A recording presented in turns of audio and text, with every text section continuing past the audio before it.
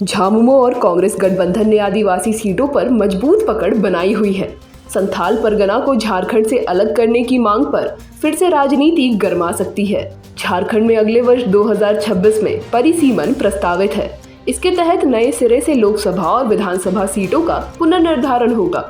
इस प्रक्रिया की सुगबुगाहट होते ही राजनीतिक आरोप प्रत्यारोप का दौर भी आरंभ हो गया है। 2026 में होने वाले परिसीमन की सुगबुगाहट झारखंड विधानसभा में देखने को मिल चुकी है, जब कल्याण विभाग के अनुदान बजट के दौरान हेमंत सरकार के मंत्रियों ने भाजपा के खिलाफ नए सिरे से मोर्चा खोल दिया, तो आशंका प्रकट की गई कि परिसीमन के तहत सीटों के निर्धारण में आदिवासी सीटों की संख्या घटाई जा सकती है। ऐसे में राज्य में आदिवासी सुरक्षित लोकसभा और विधानसभा पर जनजातीय समुदाय के प्रतिनिधित्व को बड़ा झटका लग सकता है। देखिए, निसंदेह जैसा कि अनुमान है, क्योंकि एग्जैक्ट डेटा नहीं है अभी तो, लेकिन अनुमान है कि संख्या में ना सही प्रतिशत में गिरावट आई है। और निसंदेह जो प्रतिशत में गिरावट आ रही है वो चिंता का विषय है इस राज्य के लिए, आदिवासी अस्मिता के लिए, आदिवासी पहचान के लिए। देखिए, जनसंख्या के जो क्योंकि 1971 का परिसीमन से ही चल रहा है लोकसभा और विधानसभा, मेरे हिसाब से परिसीमन होना चाहिए। और परिसीमन से पहले एक बार जो लोग जनगणना की बात कर रहे हैं, जातीय जनगणना, वो उसका निष्कर्ष सामने आना चाहिए।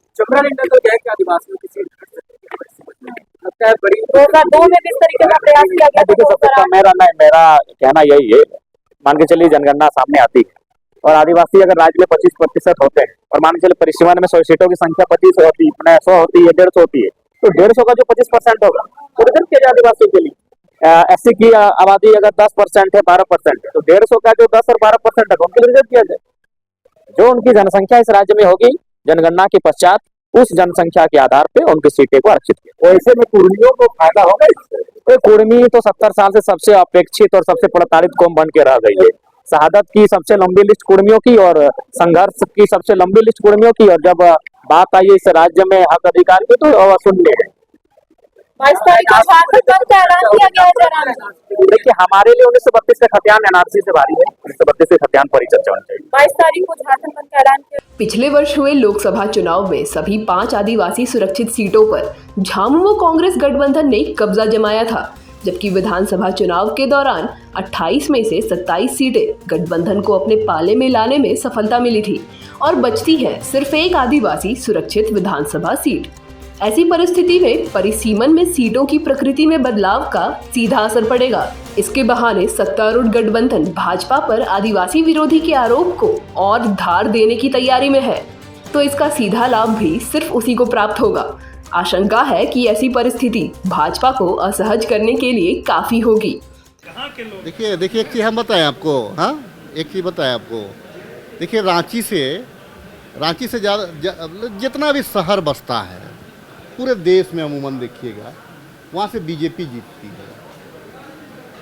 अभी लोग एनआरसी का बात करता है ना, एनआरसी का बात करता है, जितना भी नेता को देखिएगा एनआरसी, पूरा रांची खाली हो जाएगा। बोलिए ना, एनआरसी लागू करने के लिए रांची अगर खाली नहीं हो गया तो आप जो बोल दीजिए। एनआरसी तो बाहरी लोगों के लिए ना है। एनआरसी का मतलब क्या है? आप क्या दस्तावेज दिखाइएगा? आप क्या दस्तावेज दिखलाइएगा? जो जमीन में लिया वो सब दिखाएगा। आप जमीन का थोड़ी है। एनआरसी मतलब क्या है? एनआरसी मतलब आपके पूर्वजों का यहाँ पे क्या है। आप यहाँ पे जमीन प्लॉट लेकर के बस सकते हैं। एनआरसी उसको नहीं मानता है। राष्ट्रीय स्तर पर ना ये पूरे कि राज्य में नहीं जाके बस सकते, तो संविधान में कि कोई कहीं भी जाके बस आप जो है संथाल परगना में जिस प्रकार से बात कर रहे हैं, ठीक है, असम में जिस प्रकार से आप जो बात कर रहे हैं, ठीक है, मैं आपके मीडिया के बयान के आधार से ही मैं बात कर रहा हूँ। जिस प्रकार से ये लोग पोलराइज करने का प्रयास करता है, जिस प्रकार से डिवाइड एंड रूल की पॉलिसी के बारे में, देखिए, ये लोग बयान देता है, लेकिन उसमें जो रहता है कि तुष्टिकरण उसमें हिंदू मुसलमान करता है। और एनआरसी मतलब ये लोग समझ रहे हैं कि मुसलमान।